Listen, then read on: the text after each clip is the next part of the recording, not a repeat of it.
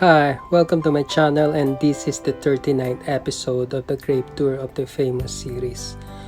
This time we travel to Makati City at Sacred Heart Parish to remember, celebrate the life, and visit the final resting place of seasoned TV and radio personality, a movie actor, and a politician.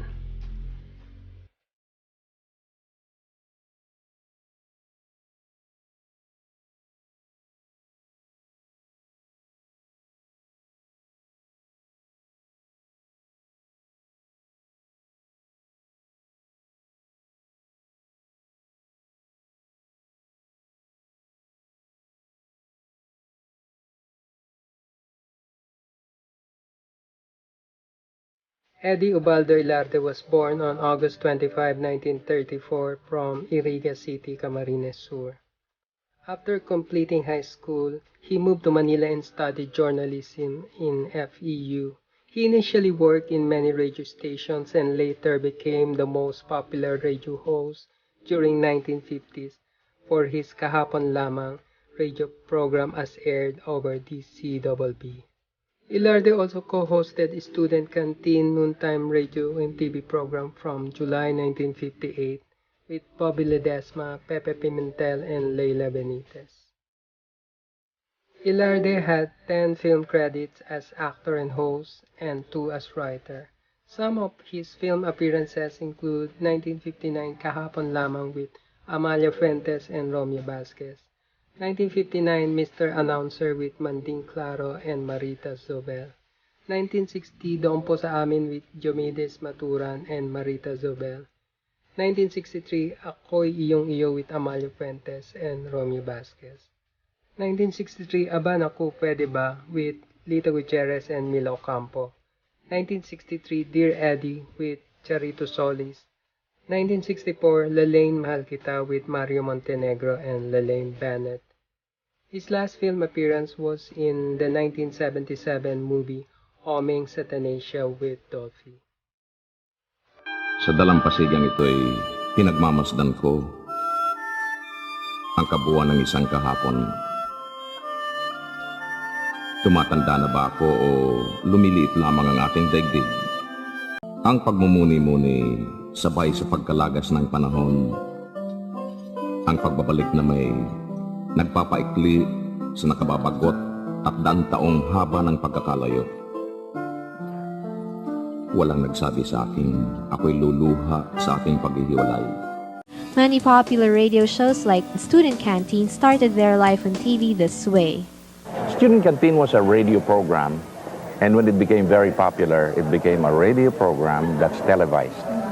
And that was the first live variety show for amateurs that catered to students. I was taken in as commercial announcer and then promoted to co-host.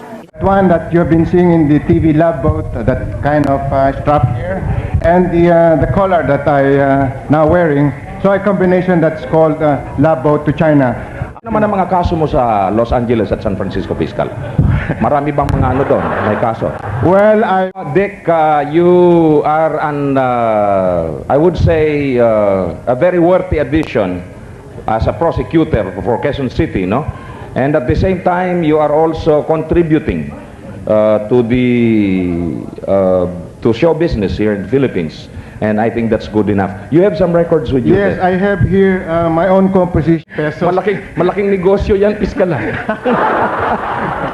Anyway, this is what you call the Yeah, I am distributing this to you, to Bobby and Chat and the other girl, Chiki. Okay. The other girl. Okay. Mga kaibigan, kakantahin ni Dick ay ang awiting Batid Mo Naman. Palakpakan natin, mga kaibigan. Ilarde government service started in 1963 when he was elected as Pasay City Councilor until 1965.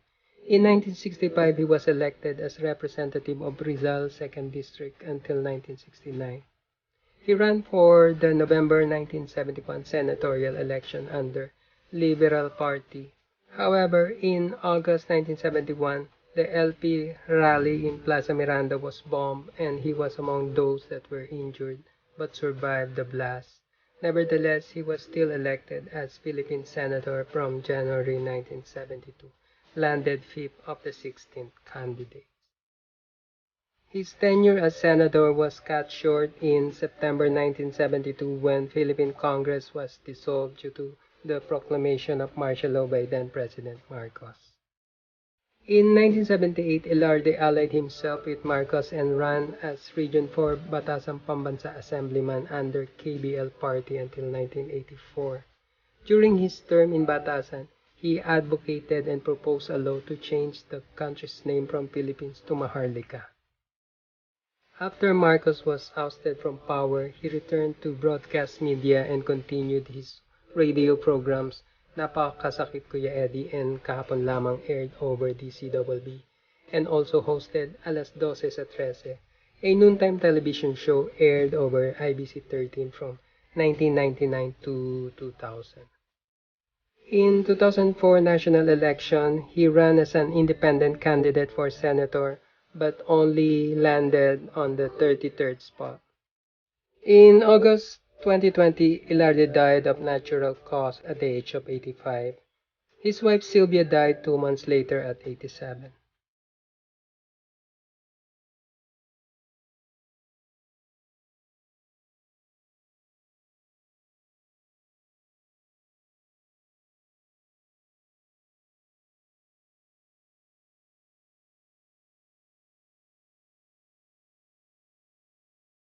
In the next episodes, please watch for our continuation of Manila Memorial Park Sukat Crave Tour.